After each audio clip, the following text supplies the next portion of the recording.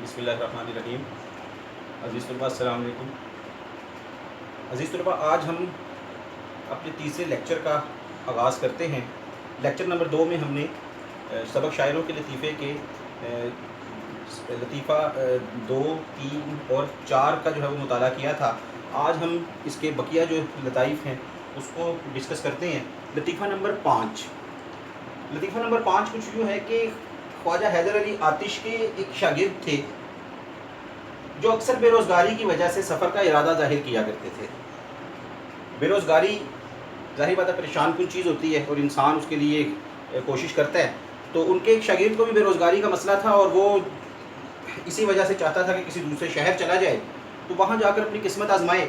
لیکن خواجہ صاحب اپنی آزاد مزاجی سے کہا کرتے تھے، آزاد مزاجی یعنی قلندرانہ مزاج کے حامل تھے، فقیرانہ مزاج کے حامل تھے خواجہ حیدر علی آتش جو ہیں۔ تو اپنے اسی مزاج کی وجہ سے ان کو کیا کہتے تھے کہ میاں کہاں جاؤ گے، 2 گھڑی مل بیٹھنے کو غنیمت سمجھو اور جو خدا دیتا ہے اس پر جو ہے وہ صبر کرو، شکر کرو، اسی پر جو ہے وہ گزارا کرو۔ تو دوستوں کی ملاقات بھی بڑی ضروری ہوتی ہے۔ ظاہر بات ہے انسان جب دوسرے شہر چلا جائے گا تو اپنے دوستوں سے، اپنے رشتہ داروں سے، اپنے گھر والوں سے دور ہو جائے گا۔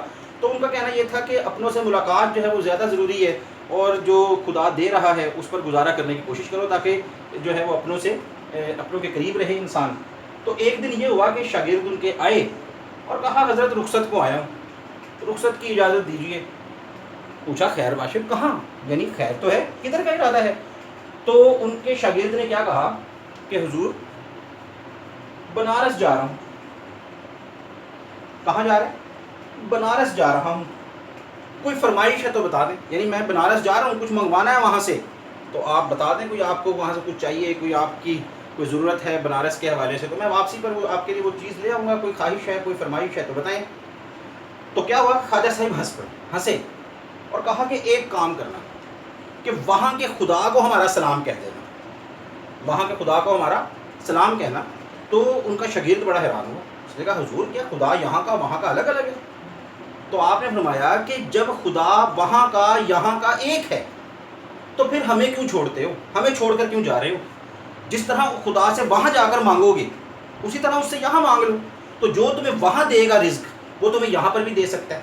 تو خواجہ صاحب نے جب اس کو یہ دلیل دی تو اس کا اس شاگرد پر جو ہے وہ بڑا اثر ہوا، ٹھیک ہے، اور اس نے پھر کیا کیا کہ اپنا جو سفر کا ارادہ تھا وہ موقوف کر دیا، یعنی اپنا سفر کا ارادہ جو تھا وہ مؤخر کر دیا، جس کو جو ہے وہ بدل دیا، اس کو چھوڑ دیا اس ارادے کو، اور خاطر جمی سے یعنی تسلی سے جو ہے وہ پھر بیٹھ گئے۔ اچھا دیکھیں، اس لطیفے سے، اس واقعے سے ہمیں جو چیز سمجھ میں آتی ہے وہ کیا ہے کہ ایک تو یہ کہ خواجہ حیدر علی آتش کی فطرت میں جو ہے وہ فقیرانہ مزاج کے حامل تھے خواجہ حیدر علی آتش۔ ان کی فطرت میں جو ہے وہ فقیری شامل تھی، فقر اور درویشی کو انہوں نے ہمیشہ جو ہے وہ اپنائے رکھا، اور اسی وجہ سے آپ نے پڑھا ہے کہ وہ کسی بھی دربار سے منسلک نہیں ہوئے۔ عموماً شعراء جو ہے وہ بادشاہوں کے دربار سے منسلک ہو جاتے تھے، لیکن خواجہ صاحب کسی بھی دربار سے منسلک نہیں ہوئے۔ پھر ان کے خدا پر بھروسے اور توکل کا بھی پتہ لگتا ہے کہ وہ خدا پر کس قدر اعتماد رکھتے تھے، کس قدر ان کو یقین تھا خدا پر کہ خدا جو ہے وہ رزاق ہے۔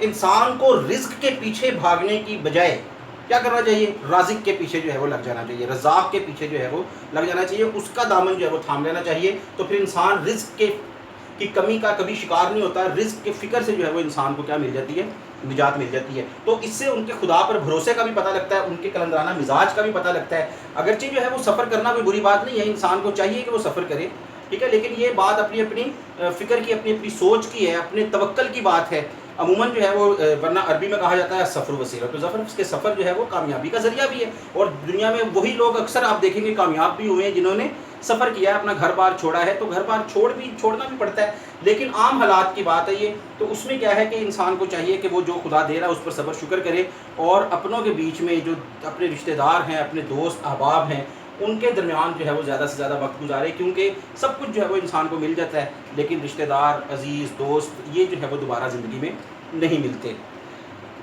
عزیز طلباء، اگلے لطیفے کی طرف چلتے ہیں۔ ایک دن کیا ہوا، معمولی دربار کیا تھا، یعنی بادشاہ جو ہے وہ اپنے دربار جو ہے وہ بلاتے ہیں۔ بہادر شاہ ظفر کا دربار ہے، بادشاہ بہادر شاہ ظفر کے بارے میں بھی آپ نے پڑھا ہوگا کہ آخری مغل تاجدار بھی تھے، اس کے ساتھ ساتھ ایک بڑے اعلیٰ پائے کے شاعر بھی تھے۔ تو معمولی دربار تھا بادشاہ کا، اس میں استاد ابراہیم ذوق بھی موجود تھے۔ استاد ابراہیم ذوق جو ہے وہ بہادر شاہ ظفر کے استاد ہیں، استاد بھی ہیں. تو ایک مرشد زادے آئے اور بادشاہ سے آہستہ آہستہ کچھ بات کی اور رخصت ہوئے، واپس جانے لگے. مرشد زادہ، پہلے اس کو ذرا سمجھ لیں. مرشد جو ہے عموماً کسے کہتے ہیں؟ پیر کو، جن کا انسان مقلد ہوتا ہے، جن کی تقلید کرتا ہے، جن کے ساتھ وہ بیعت ہوتا ہے. لیکن اگر آپ کو یاد ہو نا کہ سبق ہم نے جب مرزا غالب کے عادات و خصائل پڑھا تھا، تو جب بادشاہ نے مرزا غالب سے پوچھا، جب وہ ہم ظرافت کا ذکر پڑھتے ہیں تو بادشاہ جو ہے وہ پوچھتا ہے کہ مرزا تم نے کتنے روزے رکھے؟ تو کسی کو یاد ہے کہ مرزا نے کیا جواب دیا تھا؟ مرزا نے کہا تھا پیر و مرشد ایک نہیں رکھا. تو بادشاہ کو اس نے کیا کہہ کر مخاطب کیا تھا؟ پیر و مرشد. تو کس کو پیر و مرشد کہا؟ بہادر شاہ ظفر کو، بادشاہ کو. تو مرشد بادشاہ بہادر شاہ ظفر ہوا، تو پھر مرشد زادہ کون ہوا؟ ظاہری بات ہے اس کا بیٹا. تو مرشد زادے کا مطلب کیا ہوا؟ بادشاہ کا بیٹا مراد شہزادہ. تو کوئی شہزادہ آیا تھا اور کسی شہزادی کا یا کسی ملکہ کا، کسی بیگم کا بادشاہ کی پیغام لایا ہوگا، اور اس نے آہستہ آہستہ سے بات کی اور واپس جانے لگا. تو حکیم احسن اللہ خان، حکیم احسن اللہ خان کون ہے؟ شاہی طبیب تھے، یہ شاہی حکیم تھے، اور اس کے ساتھ ساتھ ان کے پاس بہادر شاہ ظفر کے وزیر اعظم کا عہدہ بھی تھا. تو یہ بہادر شاہ ظفر کے وزیر اعظم بھی تھے اور شاہی طبیب کا بھی عہدہ تھا ان کے پاس. تو انہوں نے پوچھا کہ یہ اتنی جلدی تم آئے ہو اور آ کے پھر واپس جا رہے ہو، اتنی جلدی آنا اور تشریف لے جانا کی کیا مطلب ہے؟ کیا معنی دارت، کیوں آئے تھے، کیسے اتنی جلدی آ رہے ہو جا رہے ہو؟ تو جب پوچھا تو صاحب عالم سے مراد وہ شہزادہ ہی ہے، صحیح بات ہے. جس نے کیا جواب دیا؟ اس نے جواب دیا اپنی خوشی سے آئے نہ اپنی خوشی چلے. کبھی میں نہ اپنی خوشی ویسے تو آپ کو پتہ ہے مسرت کو کہتے ہیں، لیکن یہاں خوشی کا مطلب کیا ہوگا؟ مرضی. کہ میں نہ اپنی مرضی سے آیا تھا، نہ اپنی خوشی سے آیا تھا، نہ اپنی خوشی سے جا رہا ہوں. اپنی خوشی سے آئے نہ اپنی خوشی چلے. تو بادشاہ نے فوری طور پر استاد کو دیکھا اور کہا کہ استاد دیکھنا کیا صاف مصرع ہوا ہے. صاف مصرع یعنی جو صاحب عالم نے، اس شہزادے نے جواب دیا وہ کسی سادہ جملے کی شکل میں نہیں تھا، بلکہ وہ ایک مصرع موضوع تھا. اور بادشاہ نے فوراً اس کو، چونکہ بادشاہ خود بھی شاعر تھا، اس نے فوراً اس کو محسوس کیا اور توجہ دلائی کس کی؟ استاد ابراہیم ذوق کی، کہ استاد دیکھو کیسا صاف مصرع ہوا ہے. تو استاد نے پھر فوراً کیا کہا؟ اس شعر کو، اس مصرعے کے مطابق اس شعر کو مکمل کیا، اور بے توقف یعنی بغیر کسی وقفے کے، بغیر کسی جو ہے وہ توقف کے جواب دیا. کیا جواب دیا؟ لائی حیات آئے قضا لے چلی چلے. کہ زندگی ہمیں لائی تھی، ہم آ گئے. قضا لے چلی چلے، موت جو ہے وہ لے جاتی ہے زندگی سے، ہم چلے جاتے ہیں اس دنیا سے. اپنی خوشی سے آئے نہ اپنی خوشی چلے.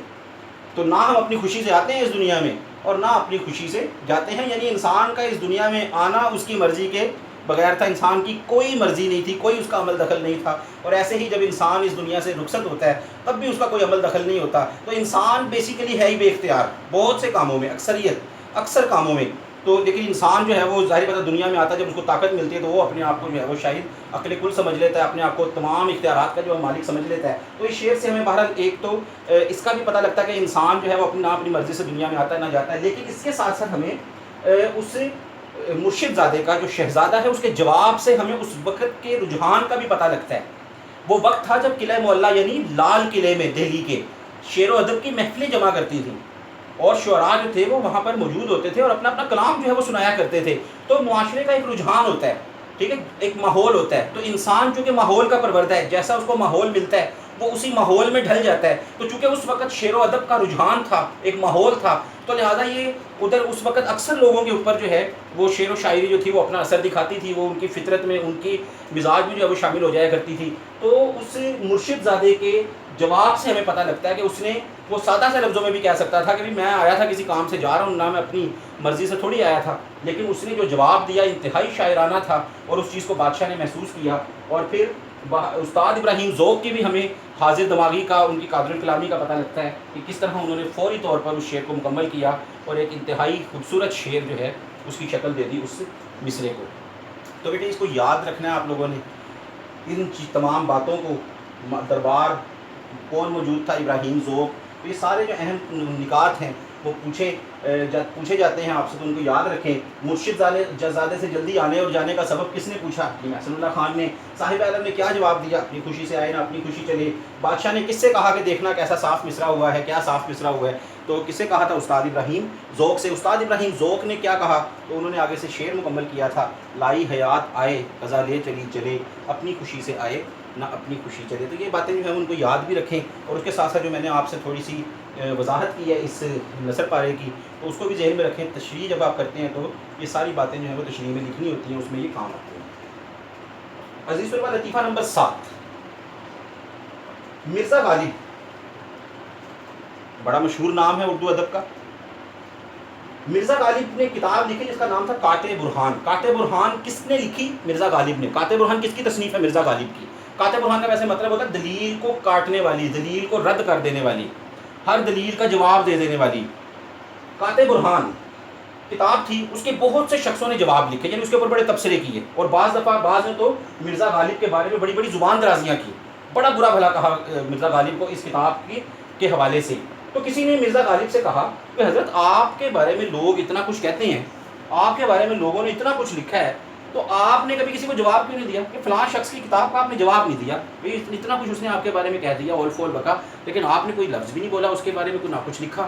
تو مرزا غالب نے انتہائی مدبرانہ, انتہائی جو ہے وہ عقل مندانہ جو ہے وہ جواب دیا. کیا جواب دیا؟ انہوں نے کہا بھائی اگر کوئی گدھا تمہیں لات مارے تو تم کیا جواب دو گے اس بات کا؟ یعنی اگر انسان کو کوئی گدھا جو ہے وہ دلتی مار دے تو وہ بدلے میں اس کو دلتی تو نہیں مارے گا, تو پھر اس میں اور گدھے میں کیا فرق رہ جائے گا؟ تو اسی طریقے سے مرزا غالب نے جواب دیا کہ برائی کا جو جواب ہے وہ برائی سے دینا اپنے آپ کو اس برائی کرنے والے جیسا ہی ثابت کرنا ہوتا ہے, لہذا برائی کا جواب جو ہے وہ کبھی برائی سے نہیں دینا چاہیے. سب سے بہتر تو یہی ہے کہ انسان جو ہے وہ درگزر کرے, اس کو جو ہے وہ معاف کر دے, نہ اس کو دل میں رکھے. لیکن اگر بات کوئی ایسی ہے کہ جو نہیں انسان جو ہے وہ معاف کر سکتا, یا اس کا جو ہے وہ دل نہیں اس بات پر مادہ ہوتا, تو پھر کم از کم اس کو بڑے دن کے مالک یعنی خدا پر جو ہے وہ چھوڑ دینا چاہیے. خود جو ہے وہ بدلہ لینے کی کوشش نہیں کرنی چاہیے. یہی چیز جو ہے وہ ہمارے خدا کو پسند ہے. اللہ تعالیٰ بھی جو ہے وہ معاف کرتا ہے اور معاف کرنے والوں کو پسند کرتا ہے. درگزر کرنا چاہیے. تو درگزر کا پتہ لگتا ہے ایک تو, اور پھر یہ کہ انسان کو کبھی بھی کسی کے مقابلے پر آ کر اپنے قد کو جو ہے وہ چھوٹا نہیں کرنا چاہیے.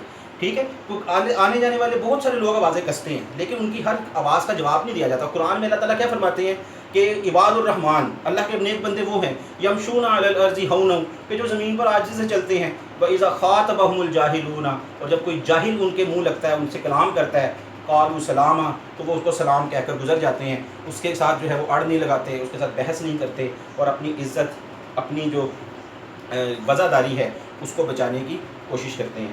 تو بچوں یہ سبق تھا ہمارا آج. یہ سبق جو ہے مکمل ہوا. میں نے کوشش کی تھی کہ ہر لطیفے کے ساتھ ساتھ ہی اس کے جو اہم پوائنٹس ہیں جن سے MCQs اور شارٹ کویشچن بن سکتے ہیں وہ میں آپ سے ڈسکس کروں. ساتھ ساتھ میں نے جو ہے وہ وضاحت بھی کی ہے. اب جو ہے وہ آپ لوگوں نے شارٹ کویشچن اور MCQs جو ہے وہ اس کے تیار کرنے ہیں. نثر پاروں کی تشریح میں نے کہا کہ جو نثر پاروں کی تشریح آپ کے نوٹس میں دی گئی ہے ان کو بطور جو ہے وہ پریکٹس جو ہے وہ آپ کریں, تو اس سے آپ کو اندازہ ہوگا کہ آپ جو ہے وہ کس طریقے سے جو ہے وہ نثر پاروں کی تشریح کریں گے. ویسے تو میں نے آپ سے جو باتیں کی ہیں پڑھاتے ہوئے, یہ ساری باتیں ہی تشریح میں جو ہے وہ آپ لکھ سکتے ہیں. تو لیکن بہتر یہ ہے کہ آپ ایک دفعہ اس کو پڑھ بھی لیں. تو اپنا خیال رکھیں. اگلے لیکچر میں انشاءاللہ ہم میر تقی میر کی غزل کا جو ہے وہ آغاز کریں گے اور اس کے اشعار کو ڈسکس کریں گے, اور اس سے پہلے ہم انشاءاللہ ان کے حالات زندگی کے بارے میں بھی پڑھیں گے. تب تک اپنا خیال رکھیں. اللہ حافظ.